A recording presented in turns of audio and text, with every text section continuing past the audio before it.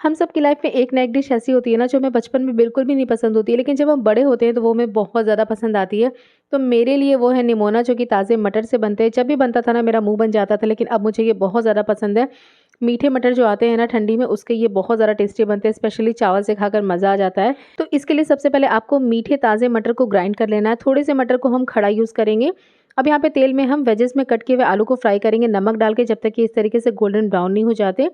इसके बाद same oil में हम यहाँ पे मटर को भी फ्राई करेंगे, खड़े वाले मटर के साथ। और साथ ही साथ यहाँ पे हम एक चटनी बना लेंगे अदरक लहसुन हरी मिर्च और हरे धनिए की, जो कि बाद में हम इसमें यूज़ करने वाले हैं। थोड़ा सा पानी ऐड करके पीस लेंगे। टमाटर को बिल्कुल बारीक कट करके रख लेंगे। जब मटर इस तरीके से बिल्कुल ड्राई हो जाएं, अलग अलग हो जाएं इसके दाने, तब आप इसे निकाल लीजिए। मटर की भुनाई पे आपको अच्छे से ध्यान देना, तभी आपका निमोना टेस्टी बनेगा और मटर मीठे होने चाहिए। अब हम गरम तेल में डालेंगे जीरा, हींग, सूखी लाल मिर्च। इसके बाद हमने जो चटनी बनाई थी ना हरी मिर्च हरे धनिये वाली, वो डालेंगे। अब इसमें जाएंगे कुछ सूखे मसाले जैसे हल्दी पाउडर, लाल मिर्च पाउडर, धनिया पाउडर। अच्छे से मिक्स करेंगे। हल्दी और मिर्च आपको ज़्यादा नहीं, मतलब हल्दी आपको ज़्यादा नहीं डालना है, क्योंकि इसका जो कलर है वो ग्रीन होना चाहिए, वरना कलर चेंज हो जाएगा। टमाटर और नमक ऐड करेंगे। जब टमाटर सॉफ्ट हो जाएगा तब हम इसमें फ्राई किए हुए आलू और मटर ऐड कर देंगे। अच्छे से मिक्स करके 4 से 5 मिनट के लिए भूनिएगा। टेस्ट बहुत अच्छा आता है।